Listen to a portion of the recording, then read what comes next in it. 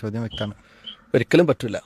കാരണം എന്താണെന്ന് വെച്ച് കഴിഞ്ഞാൽ ഇത് ഒരു ശിർക്കിയായ ആഘോഷത്തിൻ്റെ അല്ലെങ്കിൽ എന്താണ് പറയുക, ഇസ്ലാമിൽ അടിസ്ഥാനമില്ലാത്ത ഒരു കാര്യമാണ്. മരണവുമായി ബന്ധപ്പെട്ട് നമ്മൾ മനസ്സിലാക്കേണ്ടത് റസൂലുള്ളാഹി സ്വല്ലല്ലാഹു അലൈഹി വസല്ലമ ജീവിച്ചിരിക്കുന്ന കാലഘട്ടത്തിൽ നബി സല്ലല്ലാഹു അലൈഹി വസല്ലമയുടെ 7 മക്കളിൽ 6 പേര് മരിച്ചിട്ടുണ്ട്.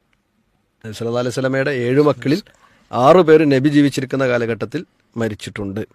നബി സല്ലല്ലാഹു അലൈഹി വസല്ലമയുടെ പ്രിയ പത്നി ഖദീജ റളിയല്ലാഹു അൻഹ നബി സല്ലല്ലാഹു അലൈഹി വസല്ലമ ജീവിച്ചിരിക്കുന്ന കാലഘട്ടത്തിലാണ് മരിച്ചിട്ടുള്ളത്.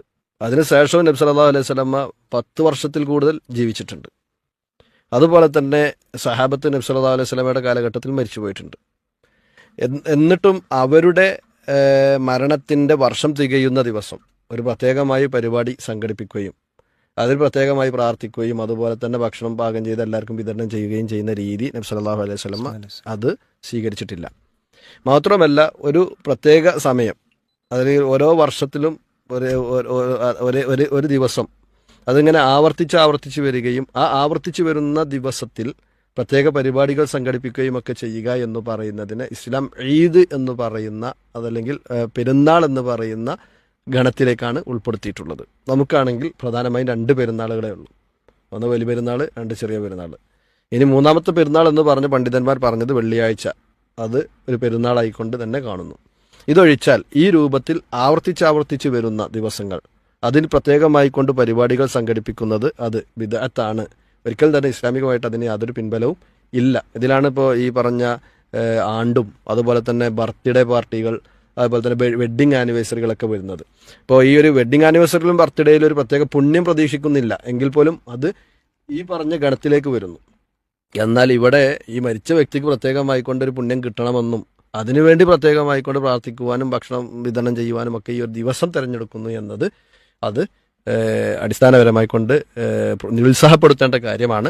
രണ്ടാമത്തത്, ഒരു മരിച്ച വ്യക്തിക്ക് വേണ്ടി നമുക്ക് എപ്പോഴും പ്രാർത്ഥിക്കാം.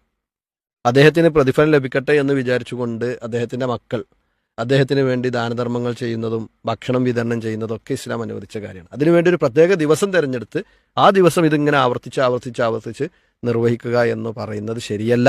അതിൽ പങ്കെടുക്കാൻ പാടുള്ളതല്ല. അത്തരം പരിപാടികളിൽ നിന്ന് വിട്ടുനിൽക്കുകയാണ് വേണ്ടത് എന്നാണ് മനസ്സിലാക്കാൻ സാധിക്കുന്നത്. അല്ലാഹു അലം. ജസാക്കല്ലാഹു ഖൈർ. നബി സല്ലല്ലാഹു അലൈഹി വസല്ലമയുടെ മാതൃകയില്ലാത്തൊരു കാര്യം ദീനിൻ്റെ പേരിലാണ് നിർവഹിക്കുന്നത്. അതുകൊണ്ട് അത് ബിദ്അത്ത് തന്നെയാണ്. ദീനിൻ്റെ പേരിലാണ് നിർവഹിക്കുന്നത്. ശരീഅത്ത് ഉണ്ടാക്കുവാൻ, മതനിയമം ഉണ്ടാക്കുവാനും മതത്തിലൊരു പ്രവർത്തനം കൂട്ടിച്ചേർക്കുവാനും നമുക്ക് ആർക്കും തന്നെ അധികാരമില്ല. അത് ഉണ്ട് എന്ന് വിശ്വാസം ഉണ്ടാകുമ്പോൾ അതാണ് നേരത്തെ പറഞ്ഞത് ഒരു ശിർക്കിയായ പ്രവർത്തനം കൂടിയായി മാറുന്നത്. കാരണം അള്ളാഹു പഠിപ്പിക്കാത്തൊരു കാര്യം, അള്ളാഹുവിൻ്റെ റസൂൽ സല്ലല്ലാഹു അലൈഹി വസല്ലമ ചെയ്തു കാണിച്ചു തരാത്തൊരു കാര്യം, നബിയുടെ സ്വഹാബത്ത് ചെയ്ത് കാണിച്ചു തരാത്തൊരു കാര്യം അത് നല്ലതാണ് എന്നൊരു വിശ്വാസത്തോടു കൂടി ചെയ്യുമ്പോൾ അവിടെയാണ് ഇമാം മാലിക് റഹിമഹുള്ളയുടെ വാക്ക് വളരെ സുപ്രസിദ്ധമായി നമുക്കെല്ലാവർക്കും അറിയുന്നത്. അതായത് മനിദ് ബിത്തദഅ ഫിൽ ഇസ്ലാമി ബിദ്അ വയറാഹ ഹസന വഖദ് സഅമ അന്ന റസൂലുള്ളാഹി സ്വല്ലല്ലാഹു അലൈഹി വസല്ലം ഖാന ഫിർ റിസാല.